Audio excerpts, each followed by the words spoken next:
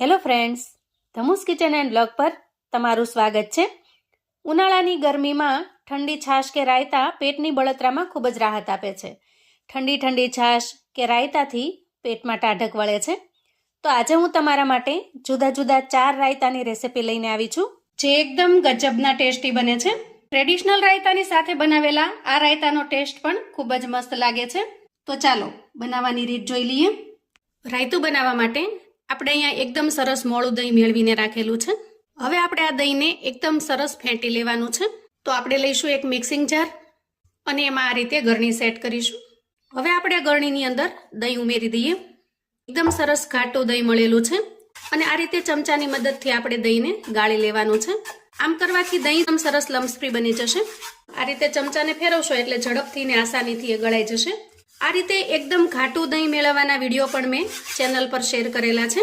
તમે ચેનલ પર જઈ અને ચેક કરી શકો છો. જુઓ, આ પ્રોસેસને તમે વિસ્કરની મદદથી પણ કરી શકો છો, પણ આ રીતે વિસ્કરની મદદથી પણ એકદમ સ્મૂથ એવું તૈયાર નહીં થાય જેવું સરસ આ ગળણીની મદદથી થાય છે. હવે આપણે આટલા દહીંમાંથી 4 જુદા જુદા પ્રકારના રાયતા બનાવીશું. સૌથી પહેલા બનાવીશું મિક્સ વેજીટેબલ રાયતું. તો એના માટે થઈ અને થોડા વેજીટેબલ્સને મેં આ રીતે કટ કરી લીધા છે. સૌથી પહેલા ઝીણી સમારેલી કાકડી ઉમેરીશું.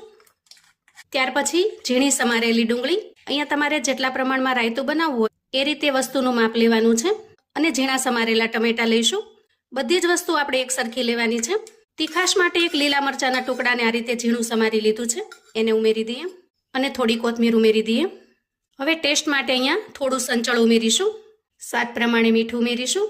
5 ચમચી જેટલો શેકેલા જીરાનો પાવડર ઉમેરીશું અને અડધી ચમચી જેટલી દળેલી ખાંડ ઉમેરીશું. આ રીતે થોડી ખાંડ ઉમેરવાથી રાયતાનો ટેસ્ટ એકદમ સરસ બનીને તૈયાર થાય છે. અને ત્યાર પછી 1 ચમચા જેટલું આપણે આમાં દહીં ઉમેરી દઈએ અને સારી રીતે મિક્સ કરી લઈએ. અહીંયા જો તીખાશ માટે તમારે થોડું લાલ મરચું ઉમેરવું હોય તો તમે ઉમેરી શકો છો. એકદમ ટેસ્ટી એવું મિક્સ વેજીટેબલ રાયતું બનીને તૈયાર છે. એને આપણે સર્વિંગ બાઉલમાં લઈ લઈએ. ઉપર થોડો શેકેલા જીરાનો પાવડર, થોડું લાલ મરચું અને થોડી કોથમીર ઉમેરી દઈએ. તો અહીંયા આપણું મિક્સ વેજીટેબલ રાયતું બનીને તૈયાર થઈ ગયું છે. ત્યાર પછી આપણે બીટનું રાયતું બનાવીશું. તો અહીંયા થોડા બીટને મેં આ રીતે ખમણીને તૈયાર કરી લીધું છે. આપણે એકદમ ઝીણી ખમણીથી બીટને ખમણી લેવાનું છે. મિક્સિંગ બાઉલની અંદર આપણે બીટને ઉમેરી દઈએ.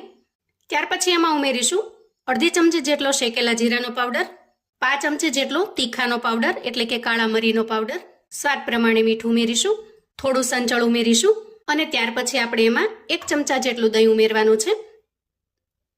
અહીંયા બીટનો ટેસ્ટ એકદમ સરસ મીઠો હોવાથી તમારે ખાંડ ઉમેરવાની જરૂર નહીં પડે, કેમ કે બીટ છે એકદમ ગળ્યું છે. અને હવે બધી જ વસ્તુને આપણે સારી રીતે મિક્સ કરી લઈએ. અહીંયા તમે બીટની સાથે સાથે થોડું ગાજર ખમણીને પણ ઉમેરી શકો છો. જુઓ, એકદમ ટેસ્ટી એવું રાયતું બનીને તૈયાર થઈ જાય છે.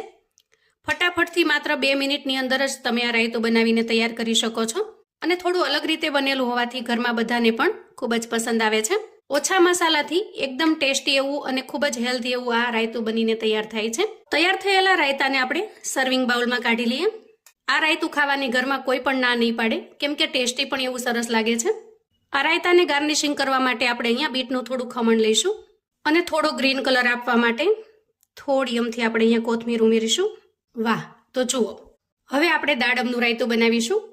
ખાસ કરીને આ રાયતાને મિક્સ ફ્રૂટમાં પણ બનાવવામાં આવે છે, પણ દાડમનો વધારે ઉપયોગ કરીને જો બનાવવામાં આવે તો ખૂબ જ ટેસ્ટી એવું લાગે છે.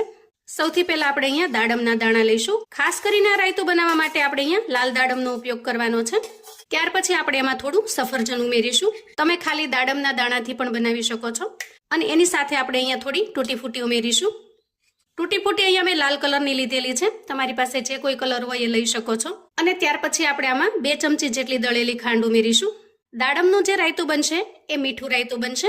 અને સેજ અમથું ચપટી જેટલું આપણે અહીંયા મીઠું ઉમેરીશું. થોડું મીઠું ઉમેરીશું તો જે દહીંની ખટાશ હોય એ કપાઈ જાય છે. થોડો અમથો તીખાનો પાવડર અને ત્યાર પછી આપણે એમાં 1 ચમચા જેટલું દહીં ઉમેરી દઈએ અને સારી રીતે મિક્સ કરી લઈએ. જો આ જે રાયતું છે ને એ મીઠું રાયતું બને છે. તો ઘરમાં જો કોઈને મીઠું રાયતું પસંદ હોય ને તો તમે આ રાયતું બનાવી શકો છો.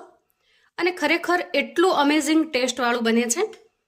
એક વખત ચોક્કસથી તમે ટ્રાય કરજો અને મને ફીડબેક શેર કરજો. અહીંયા આપણું રાયતું એકદમ સરસ પરફેક્ટ તૈયાર થઈ ગયું છે. તો આપણે એને સર્વ કરી લઈએ. ગાર્નિશિંગ માટે ઉપરથી થોડા દાડમના દાણા અને તૂટી ફૂટી ઉમેરી દઈએ. અહીંયા આપણું મીઠું રાયતું પણ બનીને તૈયાર થઈ ગયું છે અને હવે આપણે નેક્સ્ટ રાયતું બનાવી લઈએ. હવે બનાવીશું આપણું કાઠિયાવાડનું ટ્રેડિશનલ રાયતું. આ રાયતું બનાવવા માટે આપણે અહીંયા દળેલી રાઈની જરૂર પડશે.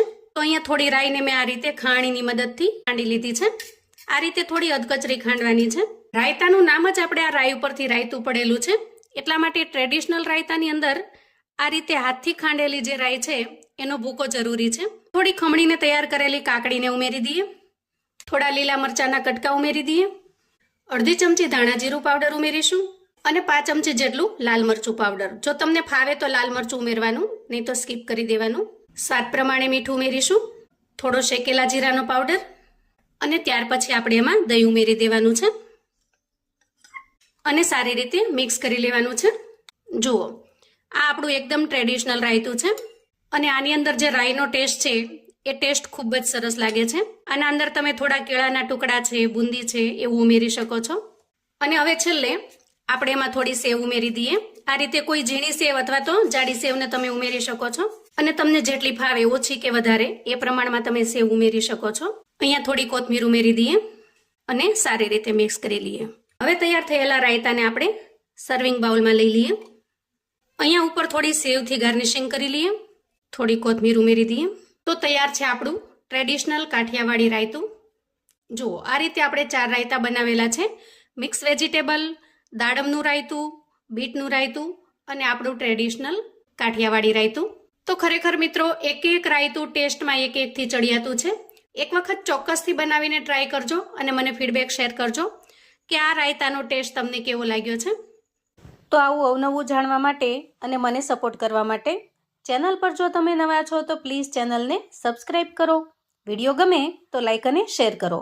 તમારા સગા સંબંધી મિત્રોને પણ આપણા આજના જુદા જુદા 4 રીતના રાયતાની રેસિપી ચોક્કસથી મોકલી આપજો, જેથી આ ઉનાળામાં સરસ રીતે બનાવીને ઠંડક મેળવી શકે, એન્જોય કરી શકે અને એના પરિવારને પીરસી શકે.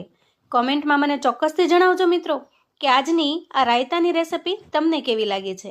ફરી મળીશું એક નવી રેસિપી સાથે. ત્યાં સુધી આવજો મિત્રો.